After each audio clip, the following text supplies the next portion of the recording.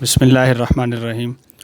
ناظرین، آج ہم جمعیت علماء اسلام پاکستان کے ایک معروف شخصیت محترم جناب حضرت قاری محمد ابراہیم صاحب کی خدمت میں حاضر ہیں۔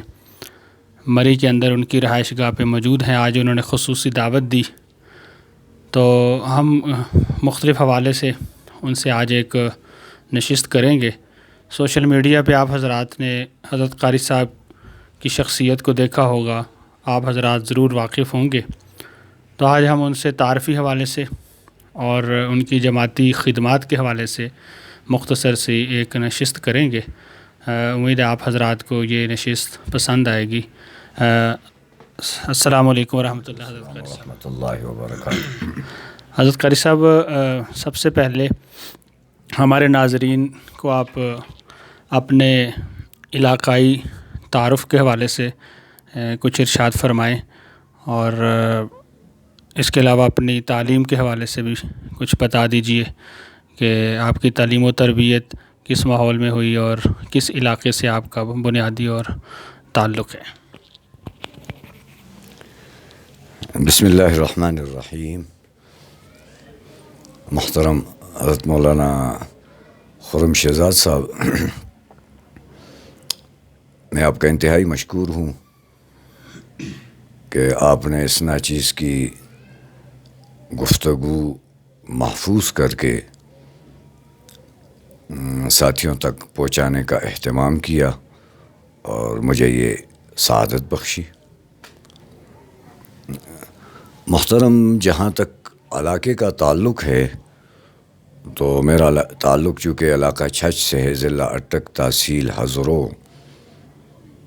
یہاں علاقہ چھچ ایک معروف علاقہ ہے جو پنجاب کا، آپ یوں سمجھیے کہ علمی حوالے سے پنجاب کا بخارا اور سمرقند ہے۔ زمین بھی زرخیز ہے، سرسبز و شاداب زمینیں ہیں وہاں پر، لیکن علمی نقطہ نگاہ سے اگر دیکھا جائے تو اس علاقے کو بہت ساری سعادتیں ملیں اور اعزاز حاصل ہے کہ مولانا نصیر الدین غورغشتی رحمہ اللہ، جنہیں دنیا چھچ کے شاہ ولی اللہ کے نام سے پکارتے ہیں، ان کا تعلق بھی اس علاقے سے ہے۔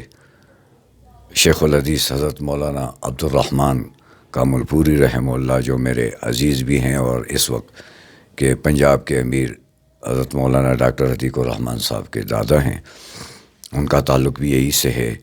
اسی طرح شیخ الحدیث حضرت مولانا عبد القدیر رحمہ اللہ، ان کا تعلق بھی اسی علاقے سے ہے۔ شیخ الحدیث حضرت مولانا قاری سعید الرحمن صاحب رحمہ اللہ، جو وہاں سے MP بھی بنے، منسٹر بھی بنے، میرے عزیز بھی ہیں، ان کا تعلق بھی اسی علاقے سے ہے۔ اسی طریقے سے اب بھی اس علاقے میں شیخ الحدیث حضرت مولانا ظہور الحق صاحب دامت برکاتہم العالیہ، جو جامعہ مدنیہ کے شیخ الحدیث رہے، مولانا محب النبی صاحب، اور ایسے سینکڑوں علماء کرام اس علاقے سے متعلق ہیں۔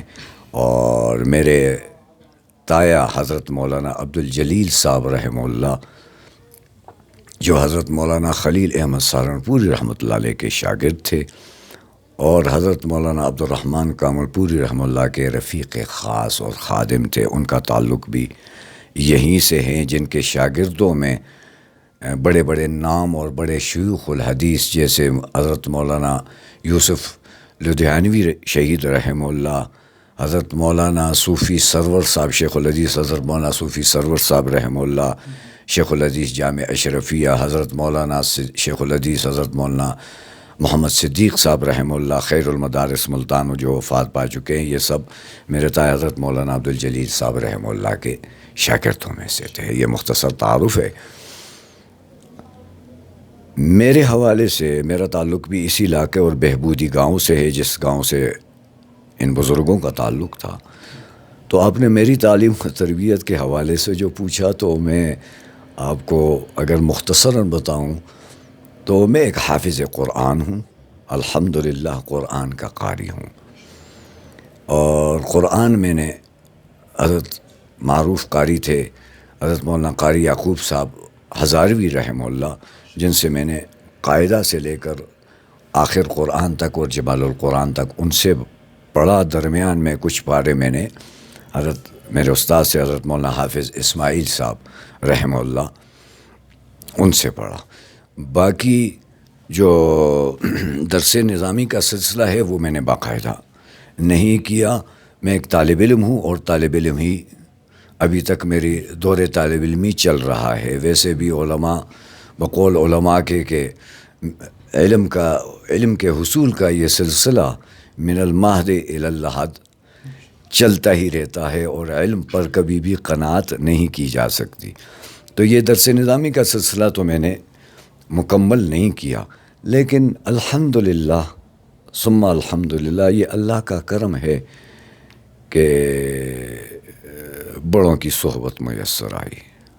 حضرت مولانا مفتی شامزئی شہید رحمہ اللہ، حضرت مولانا مفتی جمیل خان شہید رحمہ اللہ، شیخ الحدیث حضرت قاری سید الرحمن صاحب رحمہ اللہ، امام اہل سنت حضرت مولانا سرفراز خان صفدر رحمہ اللہ، یہ سارے. اور پھر خاص طور پر جو مجھے اللہ نے قربت اور خدمت کا موقع جو قربت عطا فرمائی، قائد جمعیت قائد ملت اسلامیہ حضرت مولانا فضل الرحمن صاحب دامت برکاتہم العالیہ، تو ابھی تک سلسلہ طالب علمی کا جاری ہے. اور ایسے لوگوں سے جاری ہے کہ میں اپنے قائد کے بارے میں صرف اتنا عرض کروں گا کہ لوگ بولتے ہیں تو علمی صلاحیتوں کا پتہ چلتا ہے، اور میرے قائد کے سکوت میں بھی بلا کی بلاغت ہے. ٹھیک ہے نا جی.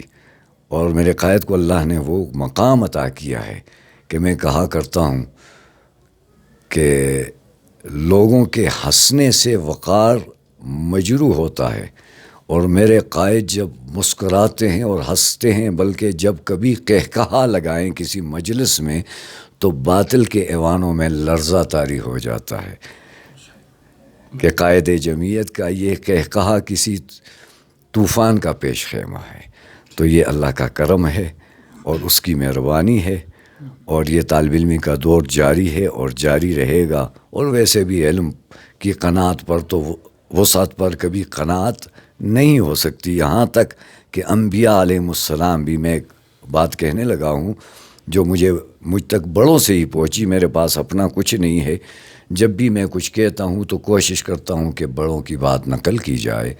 تو کہتے ہیں کہ علم پر کبھی بھی قناعت نہیں کی جا سکتی، یہاں تک کہ انبیاء علیہ السلام جو علم کے بحر متلاطم ہوتے ہیں، کہ جن کے تلاطم اور تموج سے اٹھنے والے بخارات کبھی ابو بکر اور کبھی عمر بنتے ہیں، لیکن وہ بھی علم کی وسعت پر قناعت نہیں کرتے، طلب رہتی ہے.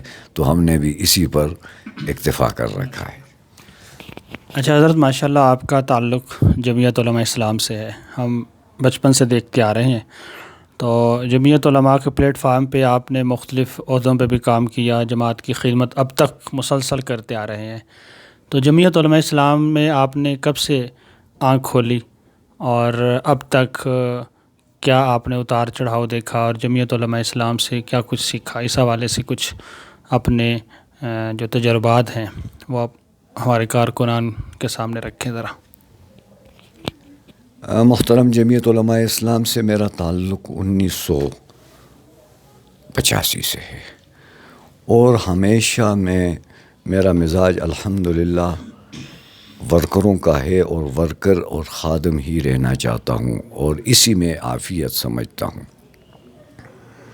اور نہ ہی مجھ میں کسی عہدے کو اور ذمہ داری کو سنبھالنے کی صلاحیت ہے، بالخصوص انتخابی عہدہ، جو کہ بہت بڑی آزمائش ہوتی ہے. بہرحال سن 1985 سے میرا تعلق ہے، اس سے پہلے JTI میں تھا، لیکن کسی قابل ذکر عہدوں پر کبھی میں نہیں رہا. لیکن اتنا ضرور ہے کہ 1992 میں مولانا ضلع اٹک کے امیر حضرت مولانا محمد ایوب صاحب رحمہ اللہ تھے، تو میں ان کی عاملہ میں شامل ہوا. پھر مولانا نواب الحسن صاحب، ان کے مولانا محمد ایوب صاحب کی وفات کے بعد مولانا نواب الحسن صاحب امیر بنے، ان کی عاملہ میں بھی رہا. ان کے بعد مولانا ڈاکٹر عتیق الرحمن صاحب ضلعی عاملہ کے ممبر بنے، امیر بنے. میں اس عاملہ کا بھی حصہ تھا، نائب امیر تھا وہاں پر. اور پھر جب ڈاکٹر صاحب پنجاب کے امیر بنے تو میں نے ڈپٹی سیکرٹری اطلاعات پر اپنے افسر جناب اقبال اوان صاحب کا میں ماتحت رہا، اور جو مجھ سے خدمت ہو سکی میں جماعت کی کرتا رہا.